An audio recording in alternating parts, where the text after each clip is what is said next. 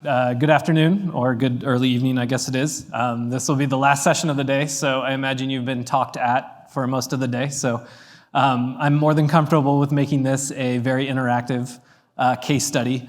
But my name is Clemens. I work for Adidas, based out of the North American office in Portland, Oregon.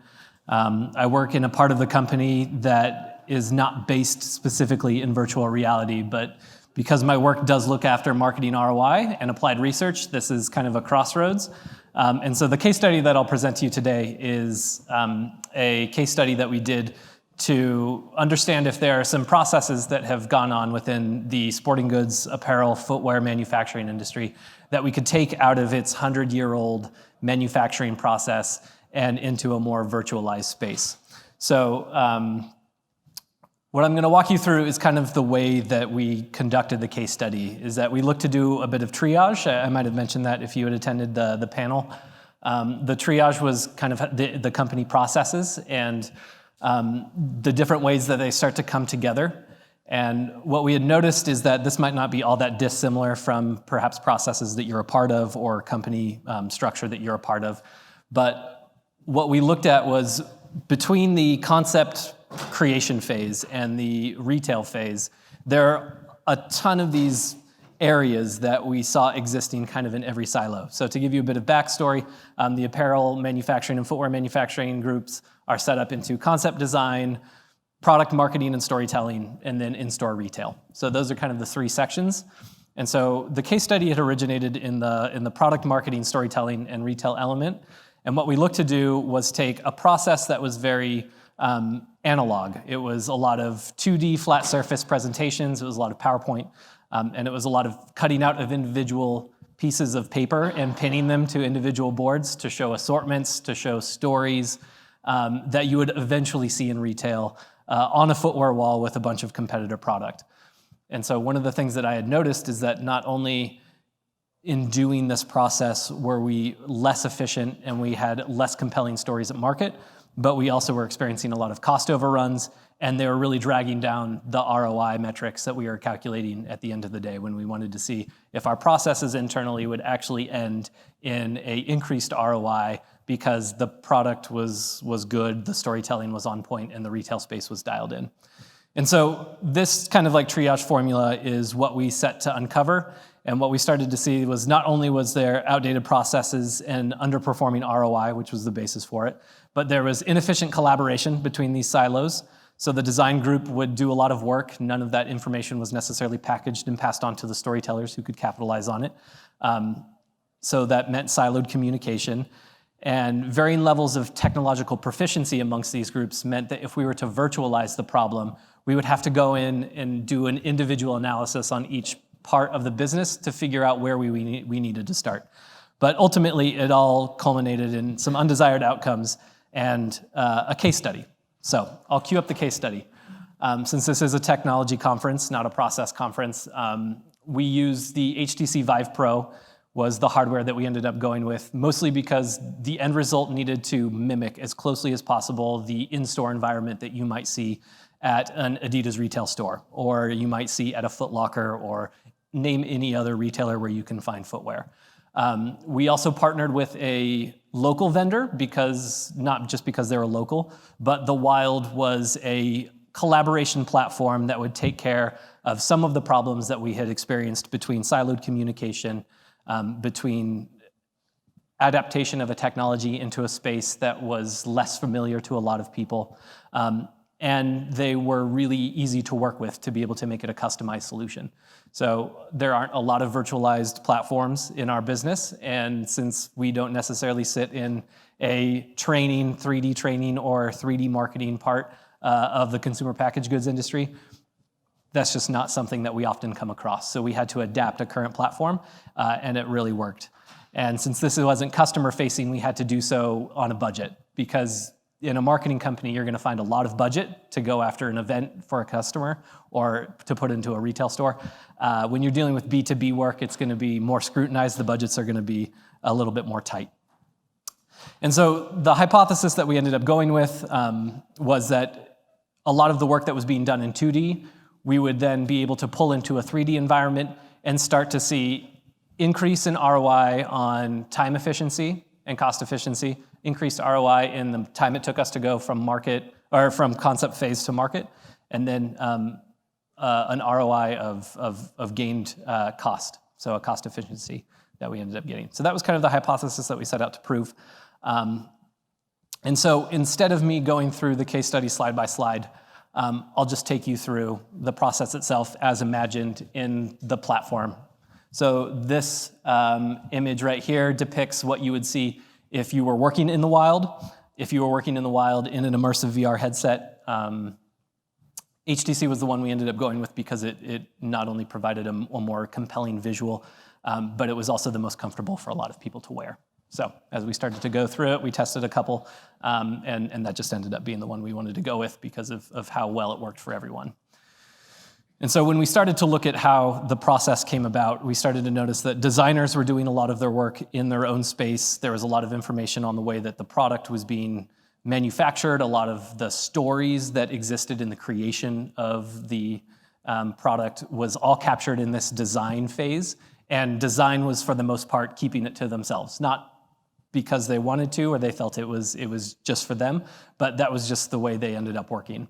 And so when you tried to take a concept from a designer, put it into a retail space, and then understand how the stories would come about, to work in this same environment, which was replicating what the process was just virtually, wasn't going to work. And so what we had to then do was go in and reimagine the process all over again. And so what we started to do was take the design phase. And so now instead of one person, a designer, working on a project and then capturing all of the information that went along with it and then just passing the product off to the next group, what they ended up doing was taking the focus group information that they had used to build a lot of the products. So these are insights coming from customers, from athletes, and we were watching on a virtual screen a display of the focus group as they were working through product concept changes, color changes, material changes. So these are integral parts of the go-to-market process for a company like Adidas, who is looking to make a compelling product that is going to stand up against a lot of other products on a wall. And so by doing all of this in one space with all stakeholders involved, that reimagining of the process set us up for a lot of success. So what you'll end up seeing here is an individual designer along with myself and a merchandiser in the same space. The designer is going through what elements of the product exist, what changes they made, how the shoe came about. They were pointing to early concept designs, material swatches that they had on the wall, and then they started to run through how that focus group ended up resulting in the product that they created. So you had previously siloed workflows that had now been kind of a round table of collaboration. So you have a designer actively participating, showing you what their work is, and you have other elements of the business passively watching, asking questions, taking notes. And so instead of starting with a linear timeline, you now had kind of a group timeline to be able to realize a result at the end. So from there, we ended up going to a collaboration space where you could take all of the information you learned from the designers and pull it into a storytelling merchandising space. So typically what you would end up seeing is an easel, which I had explained previously had been literally cutting out pieces of paper and then pinning them to a board. You can virtualize all of this now and then be more dynamic and conversational around the way that the story is going to come to life in retail, the way that you're going to adapt stories that you had heard from initial insights and focus groups and other research, and then how you're going to take that and build coherent stories that would fit the right seasonal timelines. And you can continue to pull in any other elements of your design merchandising work. If that's analytics that you've done on shelf space or on seasonality, you can pull those elements in that might help you understand when's the best time to implement this for a sales lift. So there are plenty of opportunities within this space for a merchandiser to be able to inform their work, not only with previous work done from earlier parts of the process, but also with other analytics and other parts of the group that they normally have to reach out for and then wait for a reply back. And so all of this eventually is to tie into the consumer. So all of this work is being done so that we show up well in retail, that our stories are compelling enough, and that people want to buy it.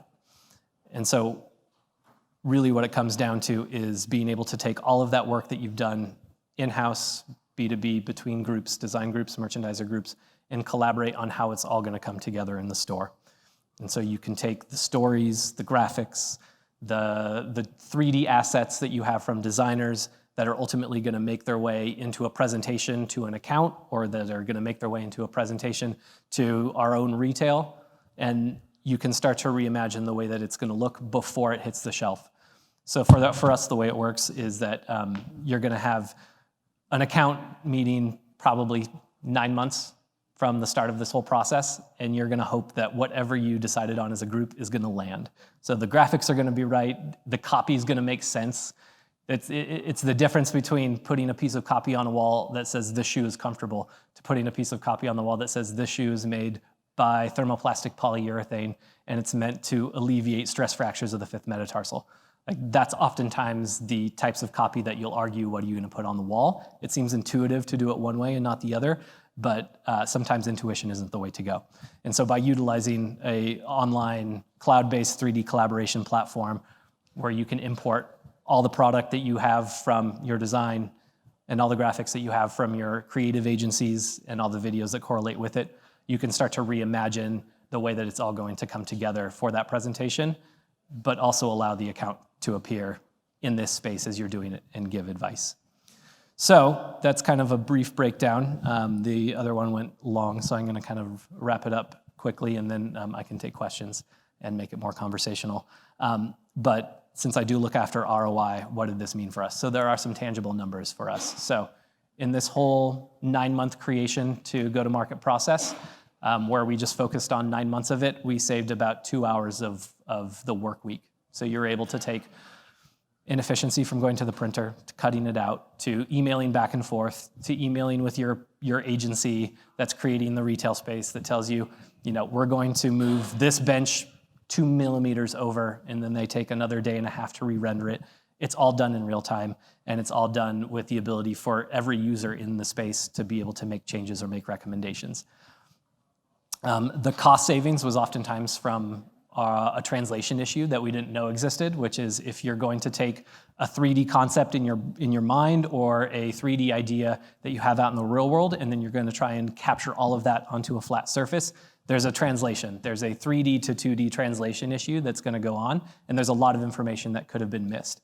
And so in that translation space, you're also going to realize a cost with that, which is you're not going to communicate the idea effectively to your agency, to your design groups, and so you're going to have to go back and experience more work overruns, more cost overruns from the amount of work that's going on.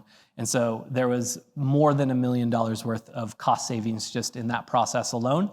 But I think the biggest outcome that we saw was that for a lot of the accounts that we were meeting with, a lot of the buyers were new for the product, a lot of the customers that we were facing were new, and so we really only had one chance to make a solid first impression.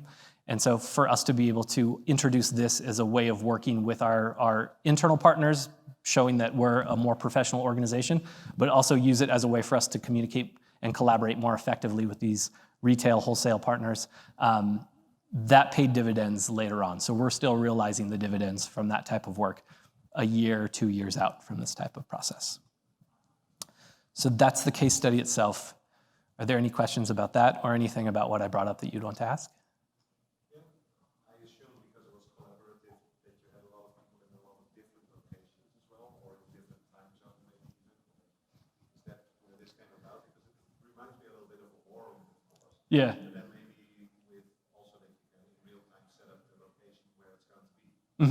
Yes.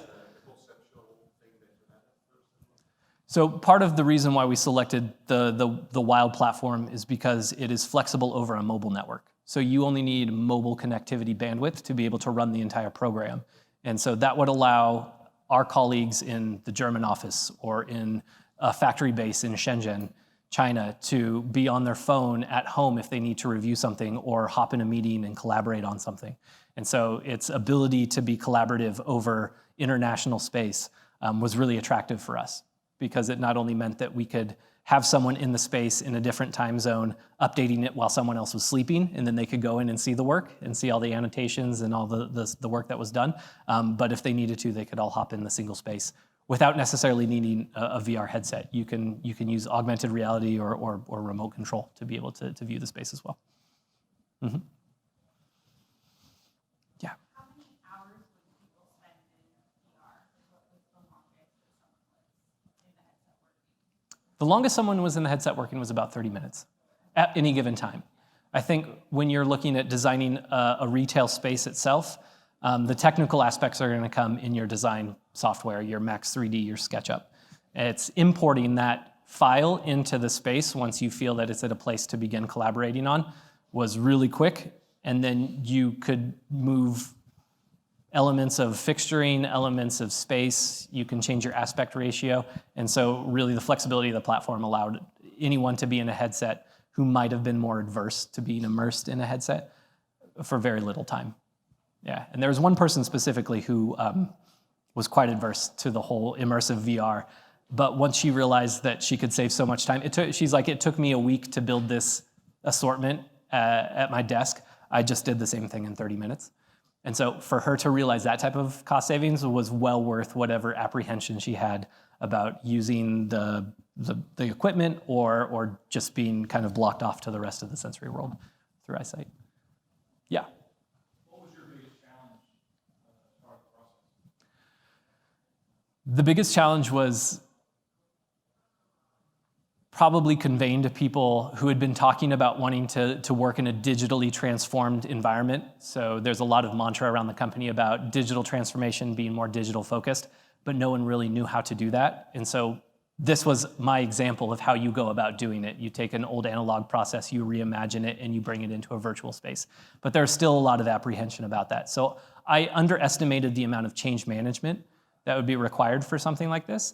But I think that had I been less optimistic going into it, maybe more pessimistic about the adoption rate of this internally, we could have easily set up the project with a project manager and then possibly tap into change management psychology to realize what are the habits that people are doing, how can I tie in the reward system that they currently have into a new reward system for this process. Yeah. How exactly were you onboarded with this whole process with the team itself? Like actually starting with a virtual environment, because that's very difficult, especially getting management on board, trying to prove out everything. Yeah, I guess it was a two-part solution. One, I kind of subverted management in that I informed them of the ROI implications and said I would take care of educating and training the people who would be actively working in it.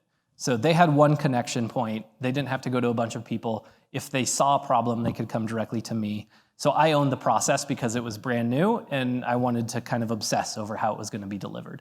And so by not making it management's responsibility to implement the process, only management's responsibility to ensure that the thinking kind of permeated their group, allowed me to go in with a lot less questions. They're like, okay, my manager's all about this. This is a new way we're going to work. I'm open to it now.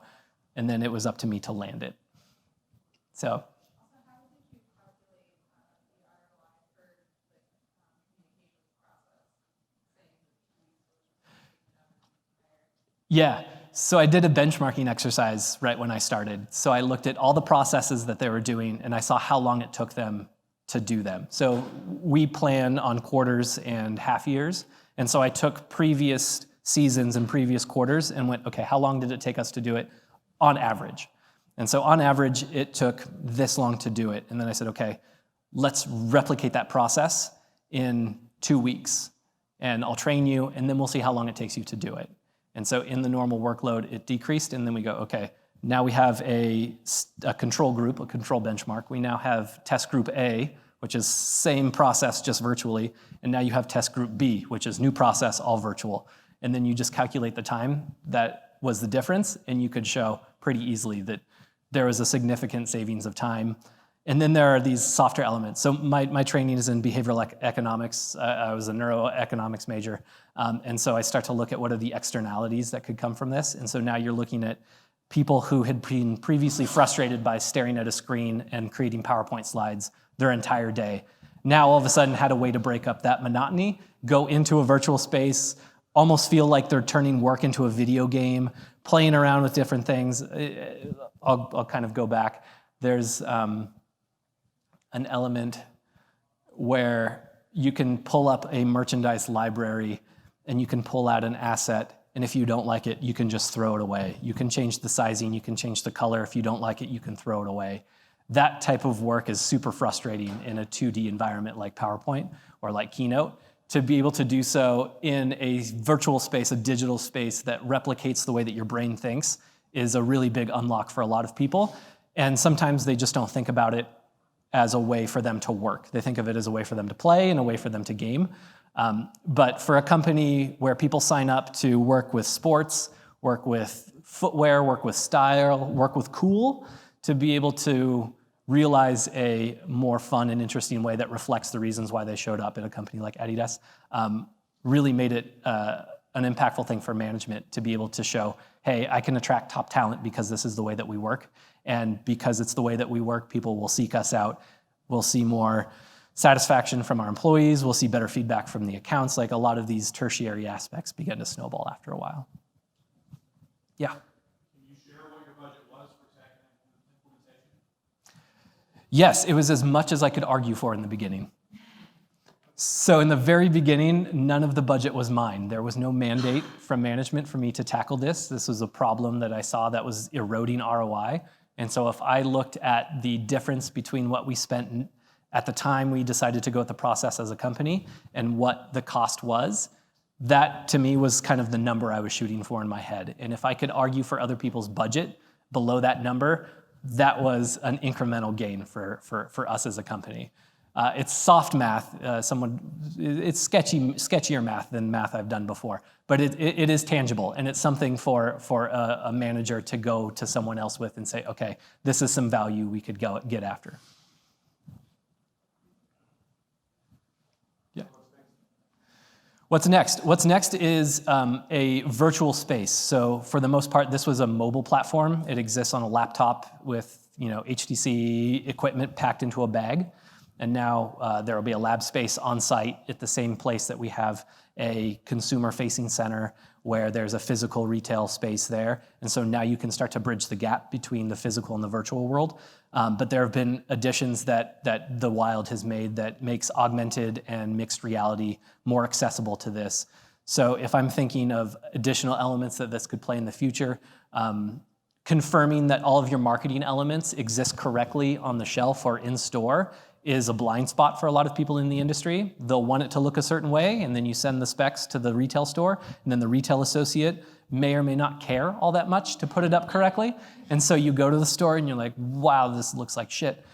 What can I do to improve it? Now you can actually give a retail associate the same iPad that they use to check people out, an app that allows them to look at the wall and be like, okay, does this match what I'm seeing? No, I need to change it. And then allow you to comment on it, and then someone else can go in and see the comments. So there's a lot more runway for this, not just within the organization, but outside of it as well. Yeah. Mm-hmm.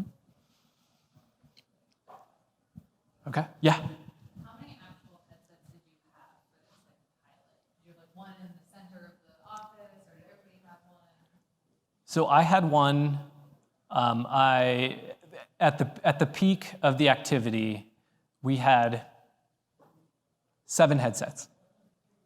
And I think that took enough seats between design, product marketing, retail concepts, and then anyone else that we might want to pull in, either local or elsewhere. But yeah, the engineering side of our company has far more headsets than I had, so I had to kind of figure out where this tech was being used already in the group and then try to convince them. So it was also an exercise in making friends with some 55,000 people of a global company. So yeah, it was good networking too. Yeah. Both. Yes. So there are some that capitalized on the same base stations, and there were some that capitalized on their own base stations. It just depended on what it called for. When we were presenting to a client, we had 4 headsets in one kind of mapped environment when we were dealing with individual work collaborating for a meeting. There's one person in their apartment in Erlangen, which is north of Nuremberg in Germany. There was one person that was on a trip in Brooklyn, and so they went to a design studio that we know and set it up there, and then there was our space as well. So 7 in one space. No, 4 was the maximum that we had, but I'd be totally down to see how many we could fit in one space without people smashing into each other and like knocking each other out. Yeah. Great. Any other questions? Thank you. All I right. think cocktail